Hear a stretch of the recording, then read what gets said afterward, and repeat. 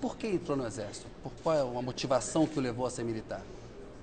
Yo entré al ejército solo porque pensaba pasar allí un año, 2 años y luego quedarme en Caracas, porque éramos muy pobres y mi padre no tenía para enviarme a estudiar a Caracas. Yo quería ir a Caracas para jugar al béisbol profesional, era mi sueño de adolescente.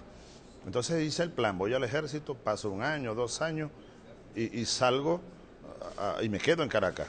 Pero no, me gustó el ejército, me gustó la escuela militar, la academia militar, me sentí como en mi propia esencia, como que me conseguía a mi propia vocación de soldado, soldado patriota, obviamente, y decidí quedarme ahí en el ejército. ¿eh? Pero fue en el ejército, cosa un poco contradictoria, pareciera, pero fue en la academia militar, los años 70, del 71 al 75, y esos años 70. Luego me enviaron recién egresado de subteniente a un batallón antiguerrillero.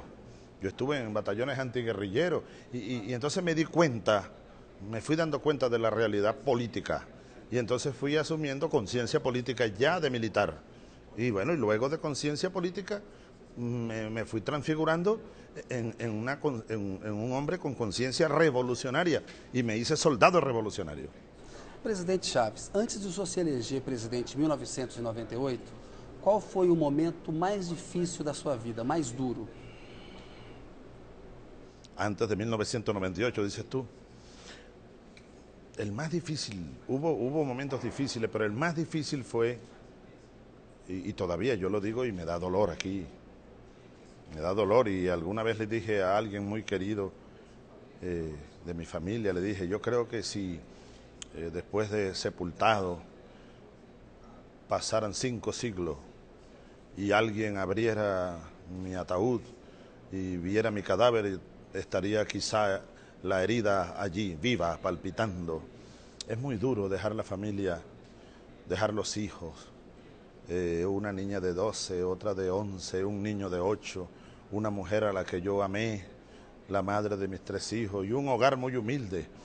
Una madrugada cuando fuimos a la rebelión, yo sentí que me iba físicamente, pero como que el corazón me lo arrancaban y se quedaba en aquellas 3 camitas, aquel cuartito y aquella casa humilde. Fue muy difícil y doloroso, muy Teve doloroso. medo de morrer e não voltar para encontrá-los? Sí, era como una muerte. Alguien dijo que uno muere varias veces y luego vive. Yo esa noche fue una especie de muerte y luego nada fue igual. Luego nada fue igual. Presidente, com muita razão o senhor critica o apoio que os Estados Unidos deram a golpes na América Latina nos anos 60 e 70, patrocinando ditaduras militares e assassinatos como do Salvador Allende no Chile. Mas em 1992, o senhor, já um tenente-coronel, comandou uma tentativa de golpe contra um presidente constitucionalmente eleito, o Carlos André Pérez. O golpe fracassou, mas se tivesse tido sucesso, o senhor teria implantado ali uma ditadura? No, nunca. Nosotros somos revolucionarios. Lo que nosotros hicimos, aquella juventud militar de 4 de febrero de 1992, bueno, yo comandé aquella rebelión y no tenía sino 33, 34 años. Eran la gran capitanada, los capitanes, los tenientes, los sargentos, las tropas, la juventud. Eso no fue un golpe, en verdad. No, eso no fue una rebelión, fue un grito que si tú lo analizas, por ahí está el vicecanciller venezolano, el comandante Arias Cárdenas, tú lo ves por ahí calladito, pero él es uno de mis grandes compañeros de aquellos años del ejército, de la rebelión. Y en verdad, nosotros teníamos muy poca posibilidad de una victoria, pero teníamos que hacer lo que hicimos. Nos empujó un huracán, porque resulta que nosotros, que somos hijos del pueblo, a nosotros nos usó aquella falsa democracia apoyada por el imperio yanqui para masacrar a nuestro propio pueblo. No se podrá entender nuestra rebelión si no se contextualiza y se da cuenta el observador o el analista que apenas 3 años antes hubo una masacre en Venezuela hecha por el mismo ejército y donde murieron miles de personas niños, incluso ancianos, en Caracas, para ¿no? defender a un gobierno tiránico que, bueno, electo democráticamente, pero que estaba aplicando las políticas de shock del Fondo Monetario en un país lleno de riqueza y de petróleo, que llegó a 70% de pobreza y a 25% de miseria, pobreza extrema. En ese contexto prerevolucionario ocurrió la Revolución Popular del 89 y luego la Revolución Militar de la Juventud de 1992. O sea, eso no fue un golpe de Estado, es muy distinto a todo lo que ha pasado en América Latina. Nosotros somos antigolpistas, antiimperialistas, somos revolucionarios. O senhor passou 2 anos preso. Como foi para suportar esse período e o que o senhor aprendeu no período em que esteve preso logo após essa tentativa de rebelião, como o senhor colocou aí? La escuela fue una cárcel, en verdad. Fue un horno. Bendito sea el día en que fuimos a aquella prisión, porque ahí maduramos, ahí analizamos las ideas, ahí analizamos y maduramos el espíritu, ahí aceramos el alma, y 2 años después, cuando salimos a la calle, gracias a la presión popular y al apoyo popular, salimos claros hacia dónde íbamos, a paso firme, y ya madurados y con el rumbo mucho más claro. Fue una escuela y una forja la cárcel, más que cárcel. Yo nunca la sufrí, en verdad. Yo nunca sufrí la cárcel. Bueno, lo familiar, otra vez lo familiar, pero desde el punto de vista político y como soldado revolucionario, la cárcel fue un paso necesario para esta batalla larga. O senhor leu muito, trocou ideias com companheiros, amadureceu politicamente nesse período? Sí, y mucho estudio, mucho estudio, mucho analizar la realidad mundial, la realidad continental, la realidad nacional, mucho esfuerzo organizativo para crear un movimiento bolivariano, ya conformarlo con una estructura que no había, y hoy en día, bueno, el gran Partido Socialista Unido de Venezuela, que es el más grande partido de la historia política venezolana. Por eso fue necesario, desde el punto de vista político, desde el punto de vista personal, desde el punto de vista organizativo, desde el punto de vista programático incluso. Depois de sair da prisão, o senhor trilhou um caminho político, a via eleitoral, foi eleito em 1998, numa grande frente política, e fez reformas importantes na Venezuela.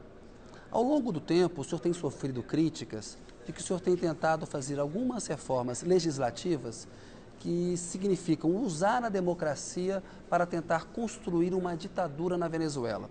Como o senhor responde à crítica de que usa a democracia para um dia se tornar um ditador? Bueno, en Venezuela eso ocurrió, pero no fue precisamente conmigo y con nosotros.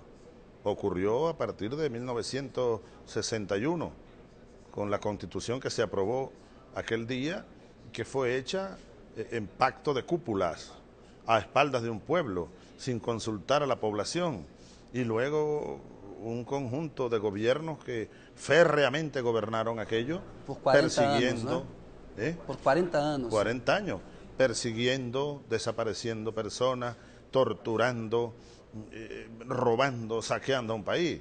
Y eso terminó siendo una verdadera dictadura disfrazada de democracia.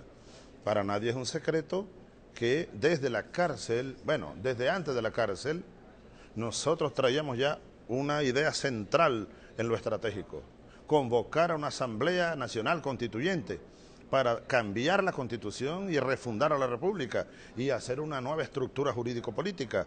Lo que logramos, gracias a Dios, no por vía militar, sino luego por vía popular democrática, a través de un referéndum nacional y una Constitución que fue discutida por todos y aprobada en referéndum nacional, la única en nuestra historia que fue hecha en referéndum y aprobada por todo un pueblo. Luego, ¿cuál dictadura?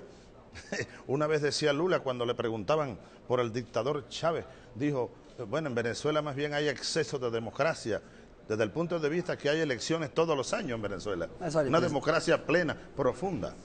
Veja, o presidente Lula sofreu aqui um movimento de alguns articuladores do PT, o seu partido, para tentar aprovar uma mudança constitucional para ele disputar um terceiro mandato. E o presidente Lula não quis, dizendo que o argumento dele era de que seria preciso haver alternância de poder, que uma reeleição, uma segunda reeleição, poderia transformá-lo numa pessoa autoritária.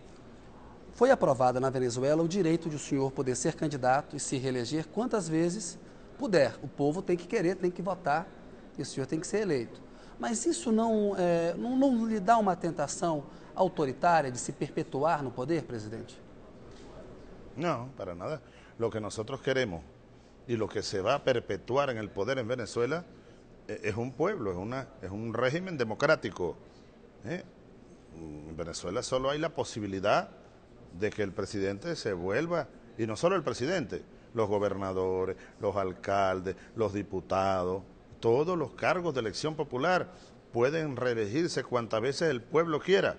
Ahora, la situación de Brasil es distinta, la situación de Argentina es distinta, la situación en Europa es distinta, cada país tiene su particularidad. Ahora, lo más importante es que es una decisión del pueblo y yo, en todo caso, si es que fuera de nuevo elecciones, eso dependerá de muchas variables, eso no está escrito desde ya, dependerá de muchas cosas, será a fin de cuentas el pueblo venezolano quien en elecciones libres y con un sistema electoral de lo más avanzado en el mundo, de lo más transparente en el mundo, todo de manera electrónica, con observación internacional, será el pueblo quien decida. Eso se llama democracia, es el poder del pueblo. Presidente, vou pedir licença ao senhor para fazer um intervalo. E a notícia volta já já com o Hugo Chávez.